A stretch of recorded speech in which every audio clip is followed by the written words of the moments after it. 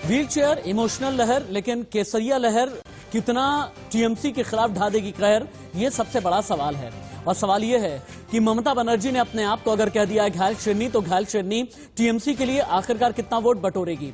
ममता ने अगर ये कह दिया कि मैं घायल शेरनी जैसी हूं और अब मैं दोबारा से और भी ज्यादा आक्रामक हो जाऊंगी, और दक्षिण कोलकाता के बाद जब पुरुलिया में ममता बनर्जी व्हीलचेयर पर नजर आएंगी, व्हीलचेयर के जरिए आखिरकार टीएमसी के लिए कितने वोट बटोर सकेंगी। लेकिन रानीबंद में और झारग्राम में अमित शाह भी हैं। अमित शाह बिरसा मुंडा को याद करेंगे, अमित शाह आदिवासियों की बात करेंगे, अमित शाह स्वतंत्रता संग्राम सेनानी की भी बात करेंगे, और बिरसा मुंडा की विरासत को झारखंड से लेकर के पश्चिम बंगाल के साथ जोड़ने की कोशिश करेंगे। ममता लगातार ये कहती रही हैं कि बिरसा मुंडा का अपमान भारतीय जनता पार्टी ने 4 महीने पहले किया था। लेकिन सवाल यह है, शाह की ललकार और ममता की हुंकार के बीच पश्चिम बंगाल का चुनाव कहां पर खड़ा है। नमस्ते, मैं राशिद। आज इस शो की शुरुआत में कुछ अलग तरीके की आपको तस्वीरें हम दिखाएंगे। तस्वीरों में आप देखें, तस्वीरों में घमासान है, संग्राम है, किसान है, और नीचे की अगर पट्टी हम गिराएंगे तो एक एक शब्द और तस्वीर की एक एक तासीर आपको नजर आएगी। आप देखें, व्हीलचेयर भी है, टक्कर भी है। ममता बनर्जी ने कह दिया कि मैं घायल शेरनी हूं। कटमनी दीदी हैं, ये कहना है भारतीय जनता पार्टी का। बंग रण है, अमित शाह का प्रण है, लेकिन इस प्रण के बीच भारतीय जनता पार्टी का संकल्प है। जानते हैं ये संकल्प क्यों है? मेरे दाएं बाएं की ये जो 2 तस्वीरें हैं ना, जो आपको नजर आ रही हैं, इन 2 तस्वीरों के साथ अगले 24 घंटे में पश्चिम बंगाल का चुनाव अपने हाई वोल्टेज में नजर आएगा। और पश्चिम बंगाल के चुनाव में जबकि 12 दिन के बाद पहले चरण की वोटिंग होनी है, तो उसमें जो नीचे जितने भी शब्द चल रहे हैं, एक एक शब्द के इर्द गिर्द पश्चिम बंगाल की राजनीति है। एक एक शब्द के इर्द गिर्द हर कोई अपने आप को गढ़ने की कोशिश में है। सियासत का कैनवास बड़ा होता चला जा रहा है। इसमें चोट भी है, इसमें वोट भी है, इसमें हिंदू वोट भी है, मुस्लिम वोट भी है, इसमें बौद्ध, जैन, ईसाई, पारसी भी देखे जा रहे हैं। इसमें किस तरह से मथुआ और राजवंशी को अपने साथ में करना है, यह भी किए जाने की कोशिश की जाएगी। लेकिन अगली तस्वीर जहां पर ममता की व्हीलचेयर है, सवाल यह है, क्या ममता की व्हीलचेयर टीएमसी के लिए बनेगी गेम चेंजर? पुरुलिया में ममता है, बीजेपी कहती है ममता से नहीं मुरव्वत, आज झोंक देंगे पूरी ताकत। और अमित शाह ने कल जब खड़गपुर में अपनी ताकत झोंकी थी, तब भी ममता पर सीधा निशाना किया था, और उसी वक्त में दक्षिण कोलकाता में ममता थी। ममता ने कहा कि मैं घायल शेरनी हूं। सवाल यह है, ममता को घायल शेरनी बनने का आखिरकार जरूरत क्यों आन पड़ी? मोदी की रैली 3 दिन के बाद है। क्या यह माना जाए कि मोदी की रैली बड़ा खेला करेगी? और इन सभी के बीच हर कोई ये ढूंढने की कोशिश कर रहा है किसका वोटर कॉन्फिडेंट है और किसका वोटर साइलेंट है। इन्हीं कुछ सवालों के बीच हम डिबेट की करेंगे शुरुआत। पहली बड़ी खबर बंगाल से, आज की सबसे बड़ी खबर, व्हीलचेयर पर पुरुलिया में रैली करेंगी ममता। दौरे पर साथ रहेंगी डॉक्टर्स की टीम। दोपहर 1:30 बजे पुरुलिया के झालदा में रैली करेंगी ममता। दोपहर 3 बजे पुरुलिया के बलरामपुर में भी करेंगी रैली। कोलकाता में बोली ममता, घायल शेरनी हूं, बहुत खतरनाक। सुनिए। আমাকে ভরসা রাখুন, আমি আবার বলছি, আমি হুইলচেয়ারে ভাঙা পায়ে আমি সারা বাংলা ঘুরে বেড়াবো, আর খেলা হবে। মনে রাখবেন, নিহত বাঘের থেকেও আহত বাঘ আরো ভয়। অনেক প্রত্যাঘাতের মধ্যে দিয়ে, অনেক লড়াইয়ের মধ্যে দিয়ে আমি পেরিয়ে এসেছি, কিন্তু আই নেভার বাউ ডাউন মাই হেড।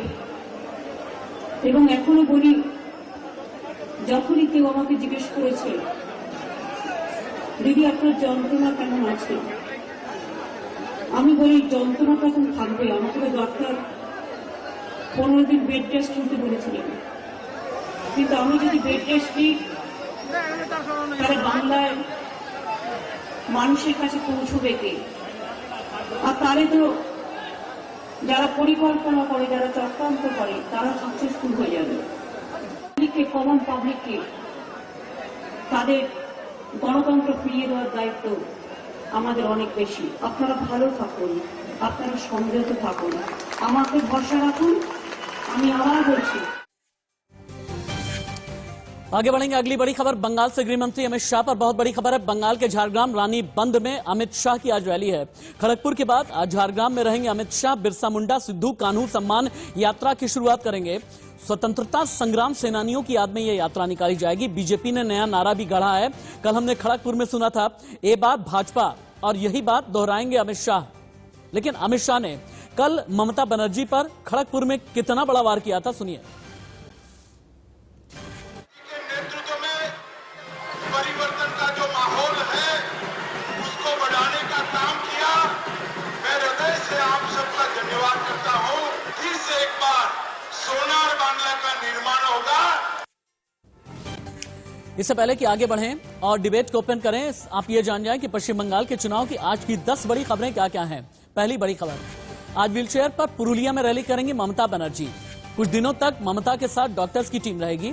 तीसरी बड़ी खबर है, गृह मंत्री अमित शाह झारग्राम से यात्रा की शुरुआत करेंगे।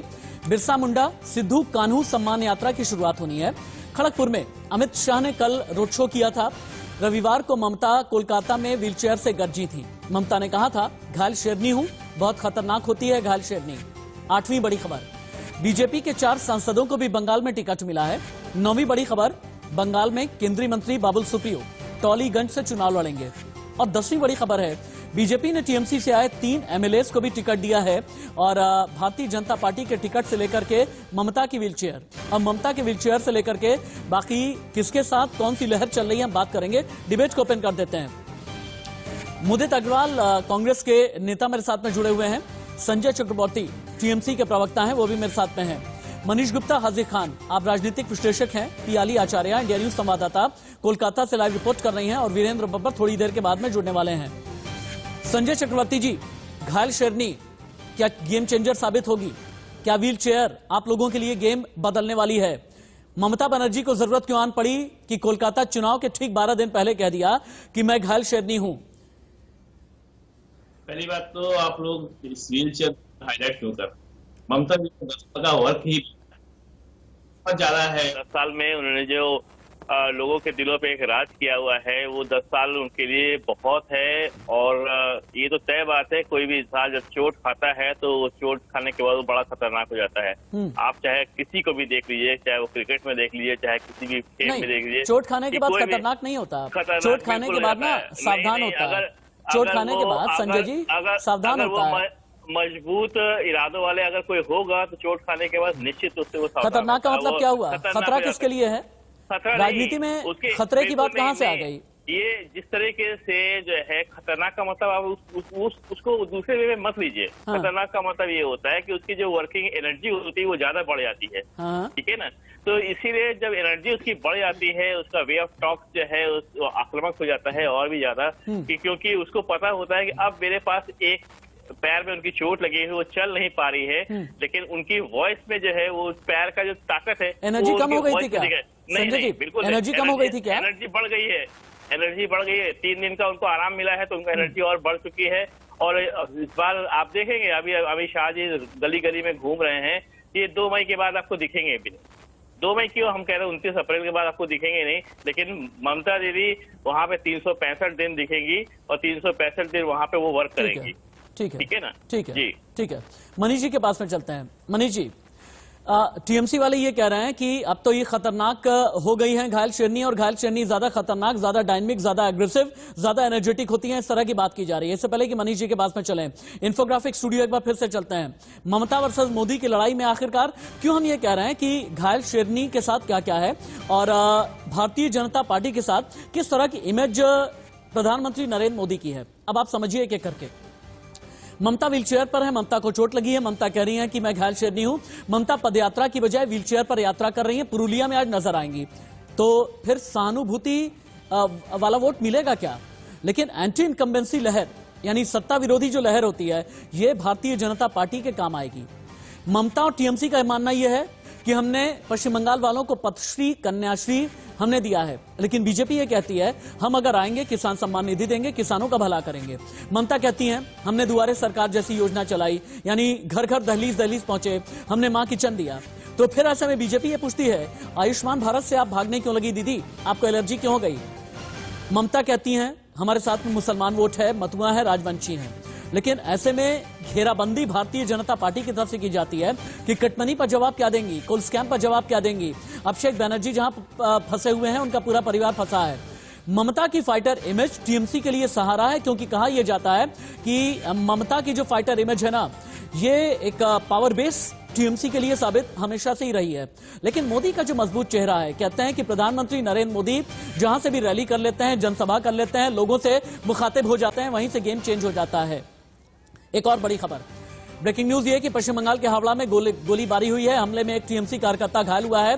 बाइक पर बीजेपी का झंडा लगाकर हमलावर आए थे। फायरिंग के बाद इलाके में तनाव है। पश्चिम बंगाल के हावड़ा में गोलीबारी हुई है, यानी पश्चिम बंगाल का रक्त चरित्र अभी भी नजर आ रहा है। हमले में एक टीएमसी कार्यकर्ता घायल है। इंडिया न्यूज संवाददाता पियाली के पास में चलते हैं। हावड़ा की खबर क्या है, किसने किया हमला, क्या हमला राजनीतिक हिंसा का ही एक हिस्सा है? पियाली आचार्य, अभी तो सिर्फ घटना हुई है, किसने किया हमला ये तो पुलिस को बताना है। Police law and order police देखता है, पुलिस बताएंगे। लेकिन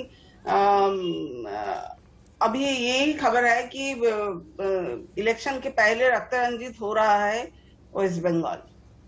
ठीक है, इलेक्शन से पहले वेस्ट बंगाल रक्त रंजित हो रहा है, ये आपका कहना है। वीरेंद्र बब्बर जी मेरे साथ जुड़ गए हैं।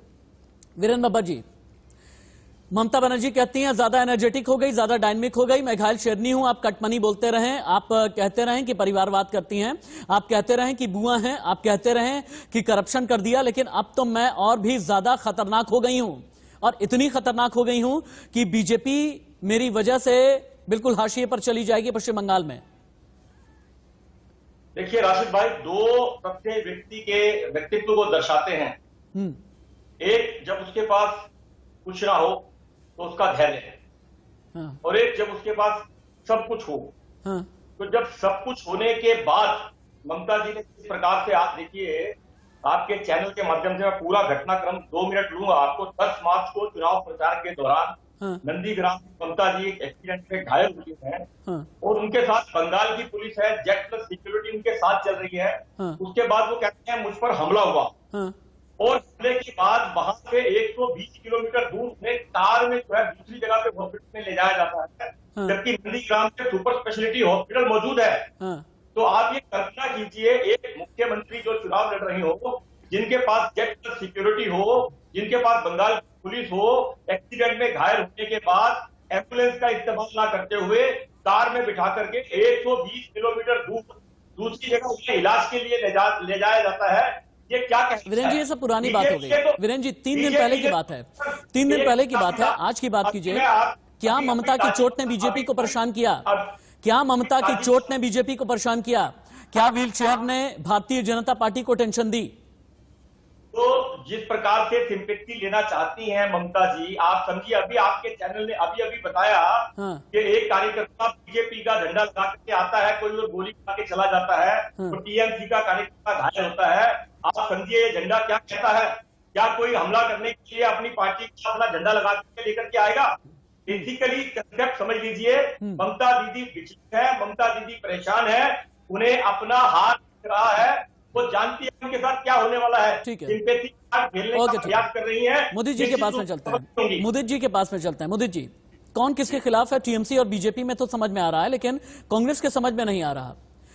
आप लोग बीजेपी के खिलाफ चुनाव लड़ रहे हैं या ममता बनर्जी के खिलाफ चुनाव लड़ रहे हैं? देखिए, हम तो दोनों के खिलाफ चुनाव लड़ रहे हैं। आप बंगाल की जनता की व्यथा देखिए, एक तरफ दीदी हैं, एक तरफ अमित शाह मोदी जी हैं। हम किसको चूज करें? दोनों ही ड्रामा करने में नंबर 1। अभी ममता जी के ऊपर हमला हुआ तो सिक्योरिटी की बात है उनके हाथ में, पता नहीं वो भी ड्रामा कर रही है, सही कर रही है, क्या पता।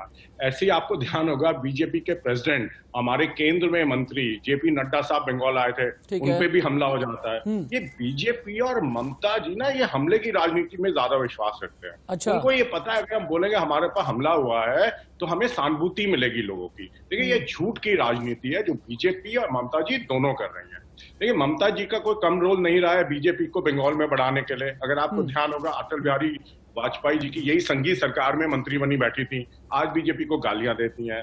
बीजेपी ममता जी के साथ अलायंस किया था, आज वो बहुत बुरी हो गई। तो जब अलायंस किया तब भी बुरी होंगी, ये तो बोल दीजिए कम से कम। देखिए, एक चीज और आप समझ लीजिए, जब आप एंटी इनकम्बेंसी की बात करते हैं, एंटी इनकम्बेंसी ममता जी के विरोध में भी है, क्योंकि जैसे उन्होंने बंगाल चलाया, और दूसरा मोदी जी के विरोध में भी है। जैसे उन्होंने जीडीपी बढ़ाई है, जैसे मेरा मतलब है गैस, पेट्रोल और डीजल के, गैस, डीजल और पेट्रोल के दाम बढ़ाए हैं, उसके ऊपर भी एंटी इनकम्बेंसी है। जैसे वो देश चला रहे हैं, देश में कम्युनिस्ट चिंगारी लगाते हैं अपने वोट के फायदे के लिए, मोदी जी के अगेंस्ट भी एंटी इनकम्बेंसी है। और आप देखना, जो बंगाल की जनता है वो कांग्रेस और लेफ्ट सरकार को इस बारी पूर्ण बहुमत देने वाली। अब रुक जाइए आप, हाजिर खान जी भी मेरे साथ में हैं। हाजिर जी, मुदित भाई, मुदित जी आते हैं, मुदित जी आते हैं। एक बार पैनल ओपन टू ऑल कर दूं, पैनल ओपन टू ऑल कर दूं, उसके बाद दोबारा आपके पास लौट करके आता हूं मैं। हाजिर जी के पास में चलते हैं। हाजिर जी, बंगाल का मुसलमान किसके साथ है?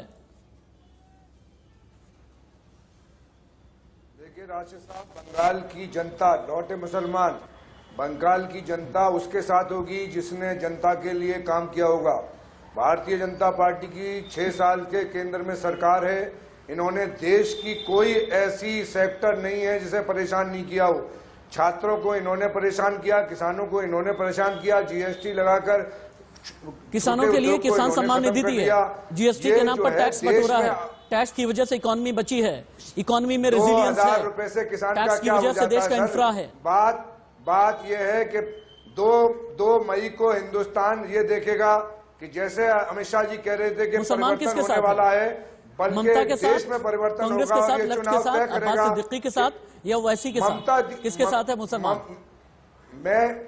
मैं ये कहूंगा मुसलमान ममता के साथ होगा, क्योंकि अगर ममता दीदी ने काम किया है तो मुसलमान। अब्बास साहब ने कांग्रेस के साथ गठबंधन किया है, अब्बास साहब अब्बास ने लेफ्ट के साथ, मेरी बात सुनिए, अब्बास सिद्दीकी जो तथाकथित मौलाना है, मेरी बात सुनिएगा आप, मैं इसलिए उन्हें तथाकथित मौलाना कह रहा हूं, जब मौलाना सियासत करने लगे ना तो न असली सियासतदान रह जाते हैं, न असली मौलाना रह जाते हैं, और वहां पर ये लोग हो जाते हैं तथाकथित।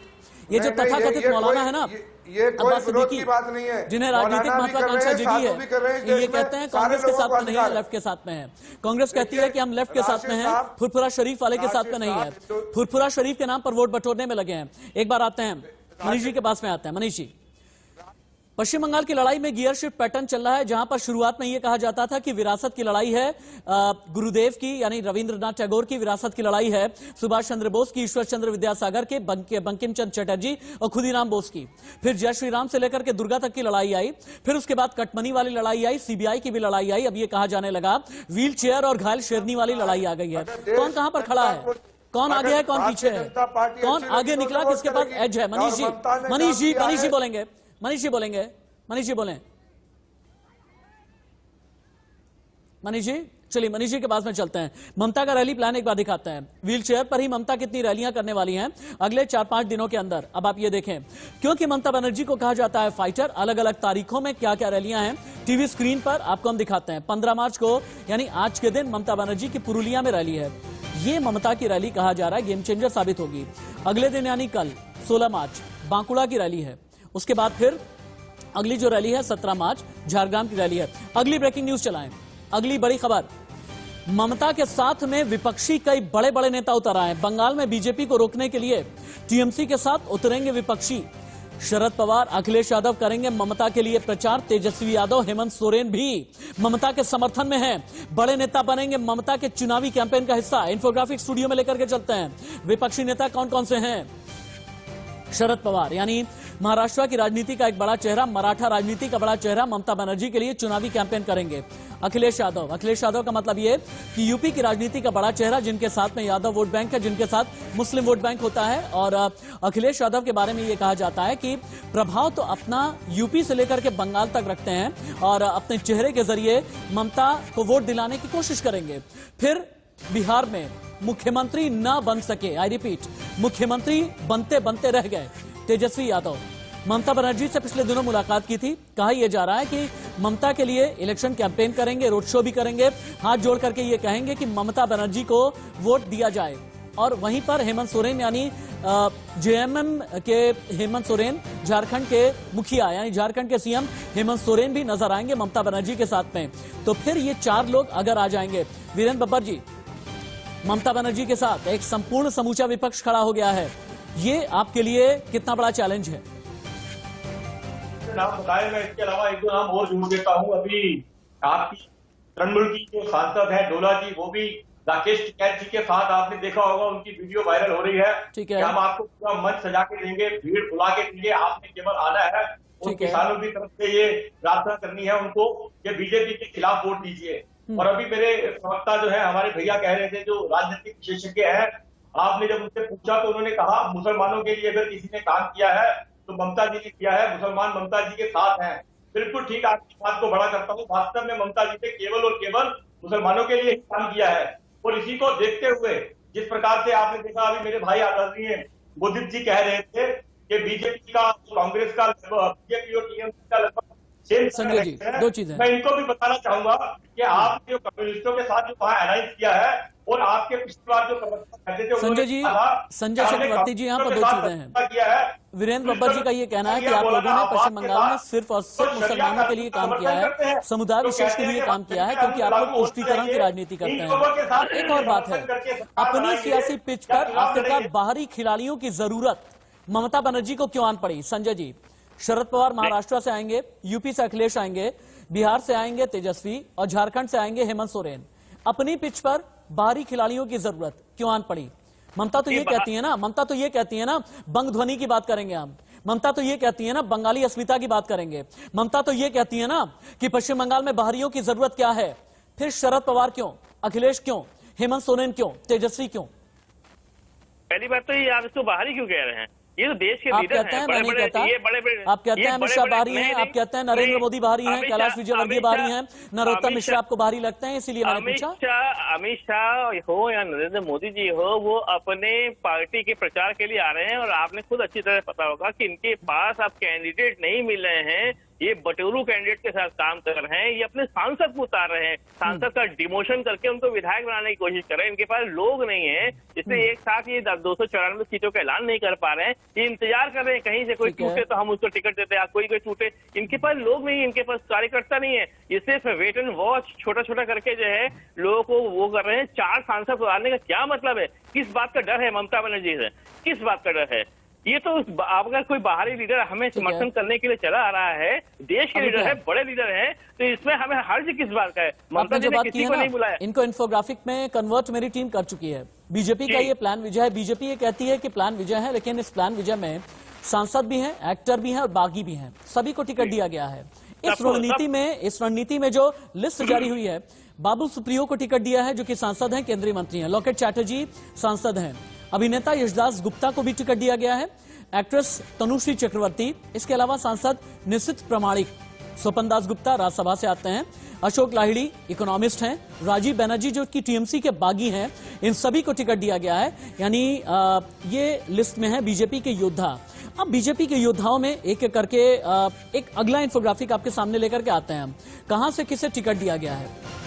लॉकेट चैटर्जी चुनचुड़ा से चुनाव लड़ेंगी, स्वपन दास गुप्ता तारकेश्वर से खम ठोकेंगे, बाबुल सुप्रियो टॉलीगंज से चुनावी मैदान में है, राजीव बनर्जी को टिकट मिला है दोनजू से, निशित प्रमाणिक को टिकट मिला है दिनहाटा से, पायल सरकार बेहाला ईस्ट, यश दासगुप्ता चंडीतला, डॉक्टर इंद्रनील खान करबा, अंजना बसु सोनारपुर साउथ, रंतीदेव गुप्ता हावड़ा दक्षिण, अशोक लहरी अलीपुरद्वार और रविंद्रनाथ को सिंगूर से टिकट दिया गया है। वीरेंद्र बब्बर जी से पूछते हैं, वीरेंद्र जी, अगर भारतीय जनता पार्टी के पास गैलेक्सी ऑफ लीडरशिप है पश्चिम बंगाल में, तो आखिरकार केंद्रीय मंत्री, सांसद, नेता, अभिनेता और बागियों की जरूरत क्यों? केंद्रीय मंत्री और सांसद की जरूरत क्यों? ये कहना चाहूंगा, अभी टीएमसी के प्रवक्ता मेरे आदरणीय भाई कह रहे थे कि बीजेपी के पास कार्यकर्ता नहीं है, लोग नहीं। इन्हें बार बार ये बताना पड़ता है कि 40.3% वोट बीजेपी ने पिछले लोकसभा चुनाव में लिए, 2,30,28,343 वोट भारतीय जनता पार्टी को मिले। और रही बात जिन्हें आप टीएमसी का बागी कहते हैं, मैं उन्हें टीएमसी का बागी नहीं कहता। टीएम में जो अच्छे लोग थे, जिनका वहां दम घुट रहा था, जिनका वहां सांस घुट रहा था, जो देश की वहां बात नहीं कर पा रहे थे, केवल और केवल मुस्लिम तुष्टीकरण के नाम पर जहां राजनीति हो रही थी, वो वहां से निकले। उन्हें उससे पहले बंगाल के अंदर ऐसी कोई अपॉर्चुनिटी नहीं मिल रही थी कि यहाँ से जाए तो कहाँ जाए। 130 से ज्यादा भारतीय जनता पार्टी के कार्यकर्ताओं की वहां हत्या हो चुकी है। अगर ये लोग पहले ही पार्टी छोड़ के निकल लेते तो इनकी भी हत्या करवा दी जाती। क्यों आप वोट चैनल का एक सिस्टम उनको आप वोट क्यों हो रहा होता है तो आप क्यों जो है आप पीछे रख रहे हैं?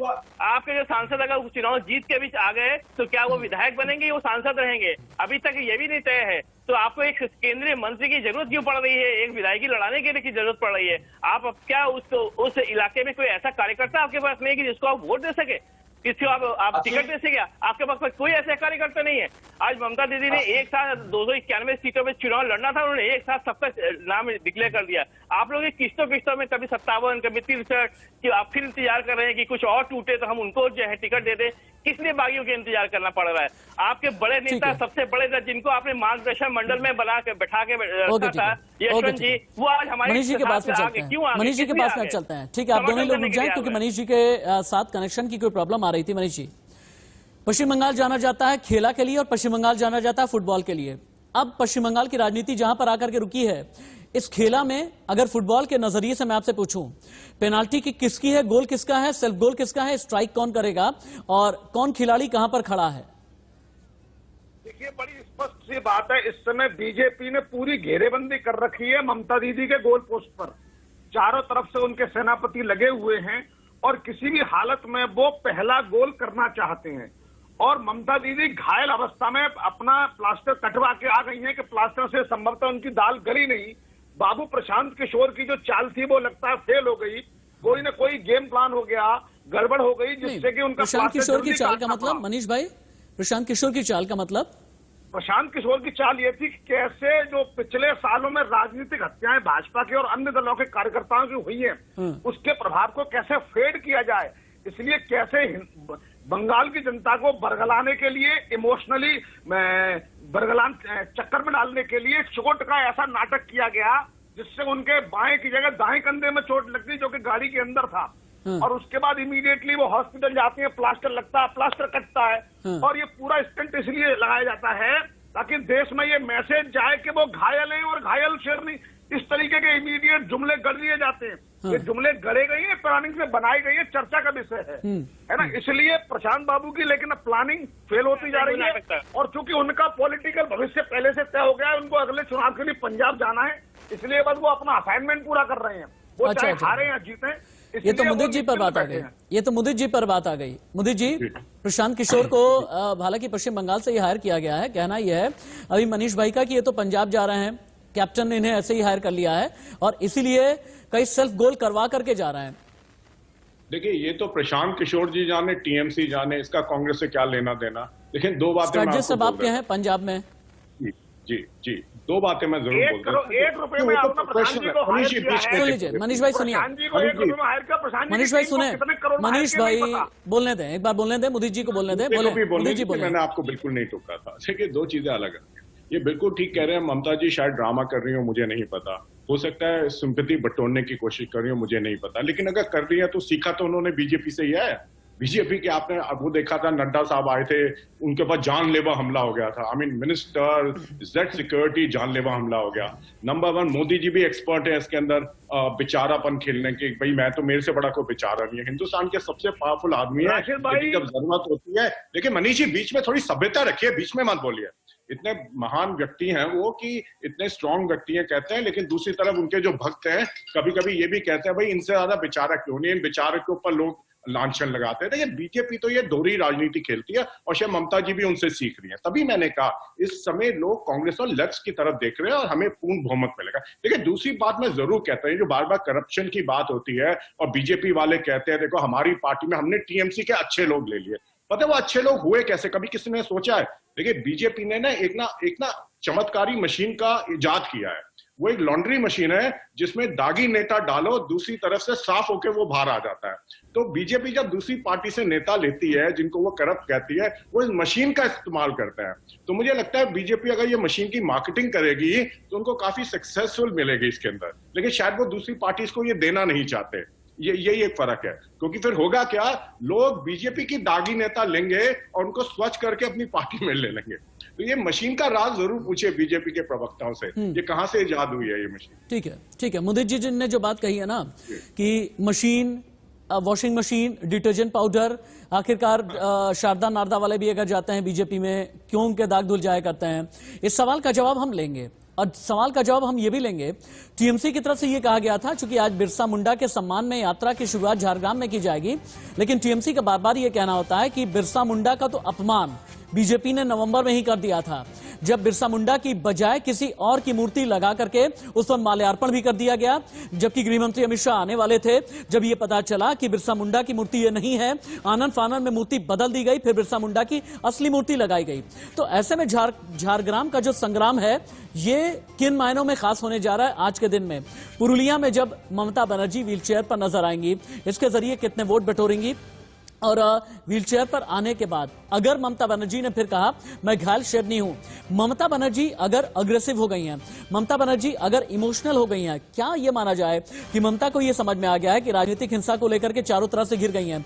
क्या यह माना जाए कि विकास के पैमाने पर चारों तरफ से घिर गई हैं? क्या यह माना जाए कि आयुष्मान भारत योजना लागू नहीं की और भारतीय जनता पार्टी ने उनके खिलाफ चौतरफा रणनीति बना ली?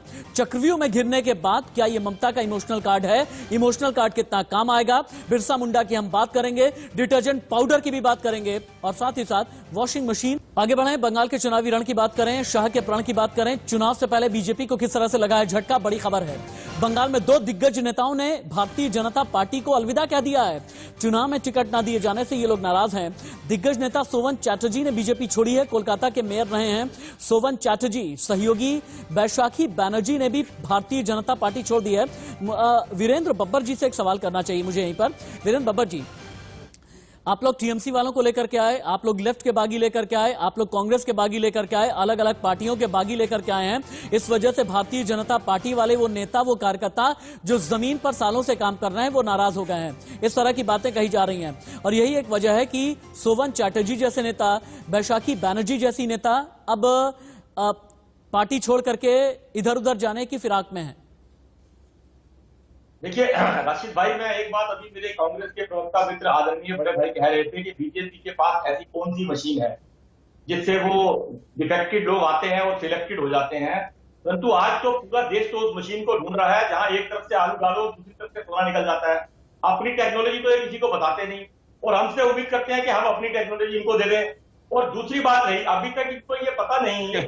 मैं आपको आपके चैनल में देखिए, ये मोदी जी ने बोला था और इसके पीछे अभी आपने बातों को देखिए, सभ्यता आपके लिए भी है, सभ्यता आपके लिए भी है। मैं भी चुप करके बनाया था, मैं भी चुप करके राशिद भैया, आपके चैनल की स्पेशलिटी है एक टाइम पे केवल एक झूठ बोलने की हद है। पहले भी बीच में बोल रहे थे, मत बोलिए ना, नहीं बोलने दूंगा मैं आपको। और आप सभ्यता की बात कर रहे हैं, फेक न्यूज बनाने में एक्सपर्ट है, करने में एक्सपर्ट है, इनको माफी मांगनी चाहिए। एक टाइम पे एक बोलेगा या 2 बोलेंगे? आपका चैनल जो है हिंदुस्तान का लीडिंग चैनल है, आपके चैनल की रेपुटेशन है। मोदी जी एक बार बोल लेने दें, मोदी जी एक बार बोल लेने दें, वीरेंद्र बब्बर जी को बोल लेने दें, फिर आप मुझे वीरेंद्र जी को काउंटर देंगे। हाँ मैं दूंगा, 100% दूंगा मैं आपको रिबेटल का मौका दूंगा। एक बार वीरेंद्र जी को एक बार सुन लें, पूरी तरह सुने। पहले वीरेंद्र जी बोलेंगे, रिबट करेंगे, उसके बाद रिबट करेंगे मोदी जी, फिर उसके बाद मनीष भाई और हाजिर खान जी के पास में आता हूँ। संजय जी इंतजार कीजिए। टेक्नोलॉजी दे दीजिए, आलू से सोना कैसे बनता है हम आपको बताते हैं कैसे किया जाता है। नंबर 1, नंबर 2, अभी आपने कहा कि बीजेपी के राष्ट्रीय अध्यक्ष जेपी नड्डा जी जो हमला हुआ, जिसे पूरी दुनिया ने देखा, पूरी दुनिया के मीडिया के माध्यम से दिखाया गया, मीडिया के माध्यम से लोगों ने देखा, करवाया वो। और ममता बनर्जी के बारे में अभी मेरे साथी बता रहे थे कि जो कंधा अंदर था उसमें चोट लगी, जो कंधा बाहर था वो ठीक था। सवाल ये है कि चोर मौसेरे भाई की बात है, ठीक है, एक दूसरे को सपोर्ट मोदी जी चोर मौसेरे भाई जवाब दें। मोदी जी रिबट, उसके बाद फिर हाजिर खान जी आपके पास आता हूँ। मैं तो 20 सेकंड लूंगा। देखिए, लॉन्ड्री मशीन के बारे में बीजेपी प्रवक्ता ने कुछ नहीं बनाया। देखिए, बीजेपी आईटी सेल बहुत फेक न्यूज फैलाती है। मैं एंकर से भी रिक्वेस्ट करूंगा, जब प्रवक्ता आके झूठ बोलते हैं तो उनको झूठ नहीं बोलने देना चाहिए। देखिए, राहुल जी ने वहां क्या कहा था? राहुल जी ने ये कहा था, मोदी जी गुजरात में एक रैली में गए और वहां रैली में मोदी जी ने बोला कि मैं ऐसी एक मशीन बनाऊंगा जिसमें एक तरफ से आलू डालेंगे, दूसरी तरफ से सोना निकलेगा। ये मोदी जी ने कहा गुजरात में। ये राहुल जी का वक्तव्य था। BJP IT cell Modi ji के नेतृत्व में फेक न्यूज फैलाने में माहिर है। उन्होंने जो राहुल जी ने ये बोला था कि मोदी जी ने ये गुजरात में बोला, ये वाला हिस्सा काट दिया और बीच का हिस्सा एडिट करके दिखा दिया। बात हो गई। हाँ, प्रवक्ता आपके हैं, सॉरी एक सेकंड बीच में मत बोलने दीजिए। हाँ, ठीक है, मुझे बोलने दीजिए 5 सेकंड मोर। ये जो प्रवक्ता आपके हैं जिन्होंने झूठी न्यूज फैलाई है, एंकर को इनको डांट मारनी चाहिए। क्योंकि आपका चैनल ये फेक न्यूज फैलाने के लिए कर रहे हैं। इनको शर्म आनी चाहिए, अपनी गिरबान में जाके देखना चाहिए इनको। और फेक न्यूज जनता से नहीं फैलानी चाहिए। कहीं ना कहीं फेक न्यूज और झूठ का कैरेक्टर बन गया। ठीक है, आपने डिफेंड कर लिया, आपने राहुल गांधी के बयान को डिफेंड कर लिया, आपने ठीक तरीके से अपनी बात कह ली है। हाजिक खान जी के पास में जाता हूँ, हाजिक जी के पास। नहीं, अभी हाजिक जी बहुत देर से इंतजार कर रहे हैं। नो, हाजिक जी बहुत देर से इंतजार कर रहे हैं। हाजिक खान जी, अभी थोड़ी देर पहले आपने ये कहा कि मुसलमान का वोट जो है ममता बनर्जी के साथ में जाएगा, लेकिन मुश्किल ये है कि मैं प्रॉपर रिसर्च के साथ में बैठता हूं। मेरे हाथ में जो रिसर्च है ना, पिछले 10 साल में अगर मैं देखता हूं, मुसलमान की हालत पश्चिम बंगाल में बेहतर हुई नहीं है।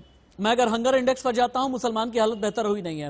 रोजगार के मामले में ठीक हुआ नहीं है, एजुकेशन के मामले में ठीक हुआ नहीं है, एमएसएमई के मामले में ठीक हुआ नहीं है, स्वास्थ्य के मामले में ठीक हुआ नहीं है, इंफ्रा के मामले में ठीक नहीं हुआ है, घर के मामले में ठीक नहीं हुआ है, रोटी कपड़ा मकान, बिजली सड़क पानी, इन सभी इंडेक्स की मेरे पास में रिपोर्ट है। अगर आप कहेंगे सरकारी रिपोर्ट है, मैं आपको मेल कर दूंगा, मैं आपको कुरियर के जरिए भेज दूंगा।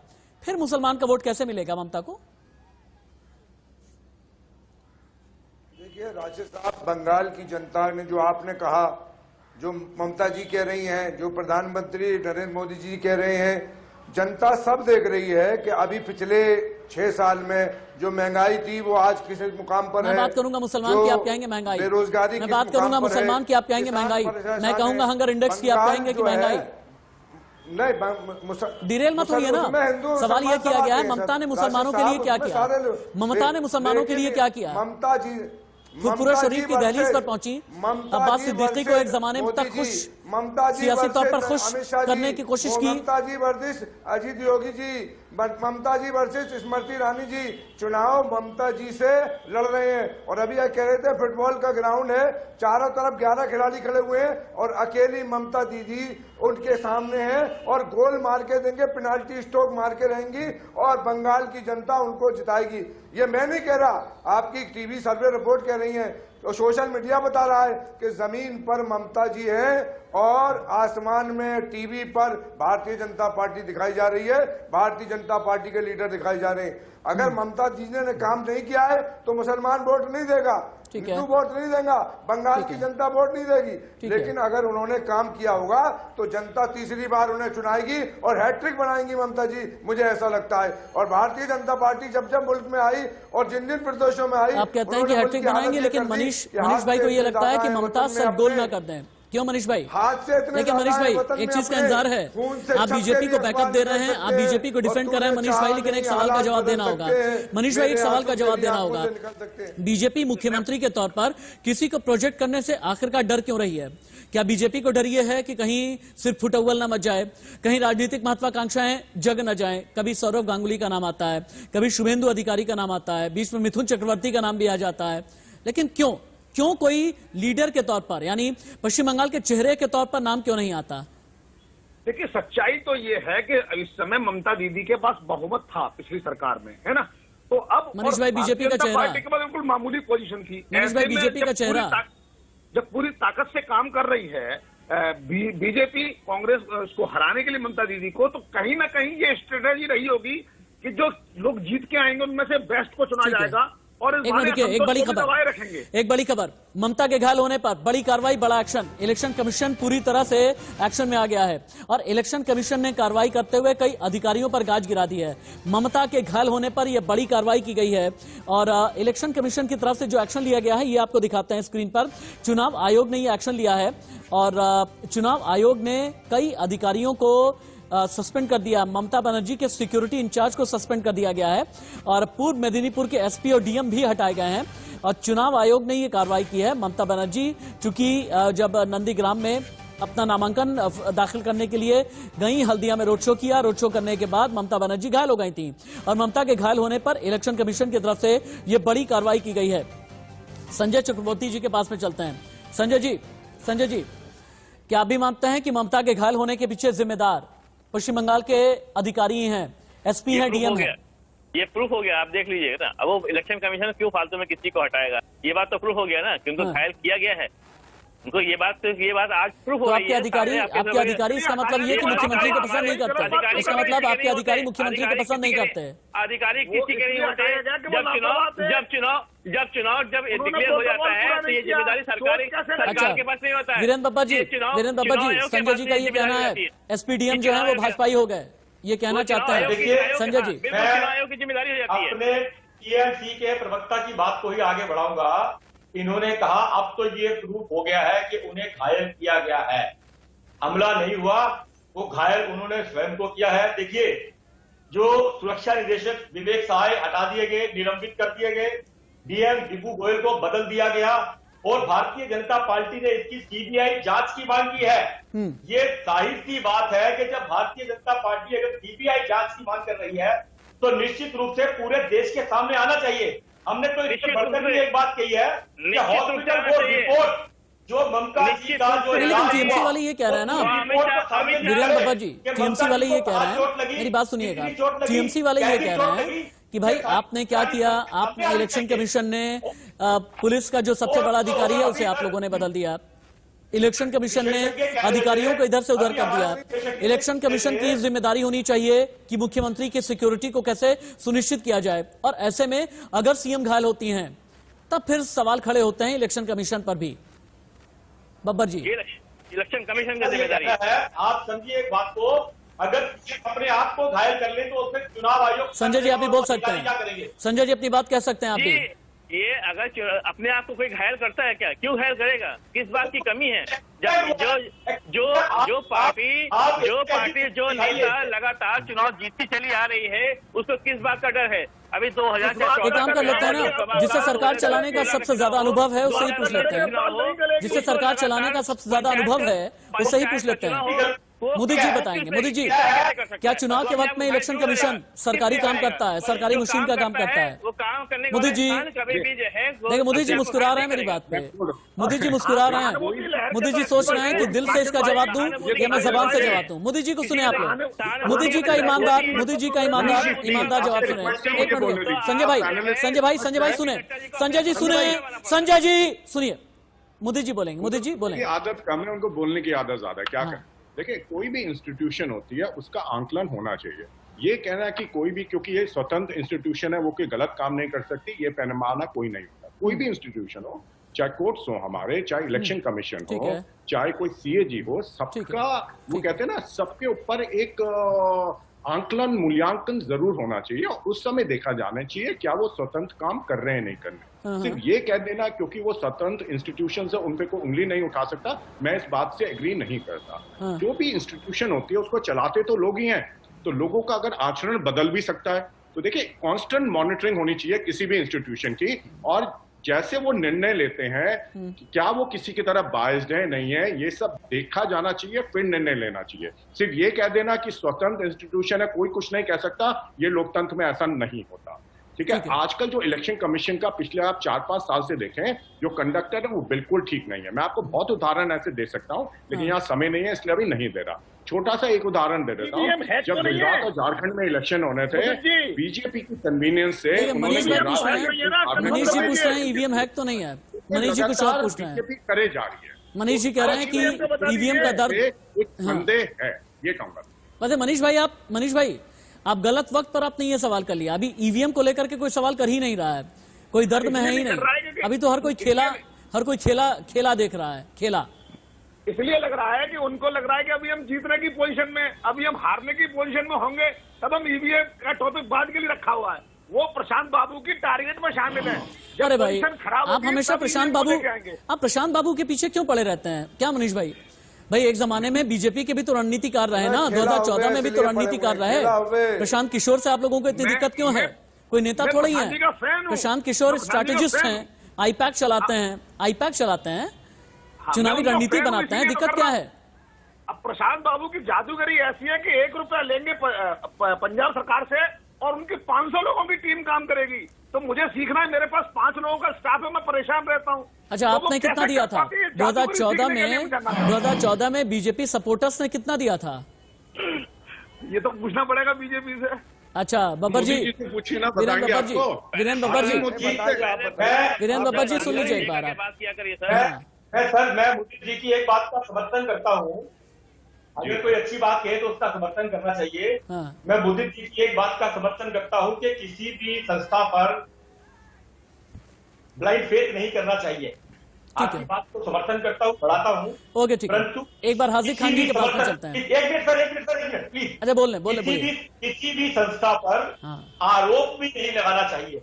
देखिए, एक बात देखिए, एक उंगली तथ्यों के साथ तो लगाना चाहिए ना, 4 उंगली तथ्यों के साथ लगाना चाहिए।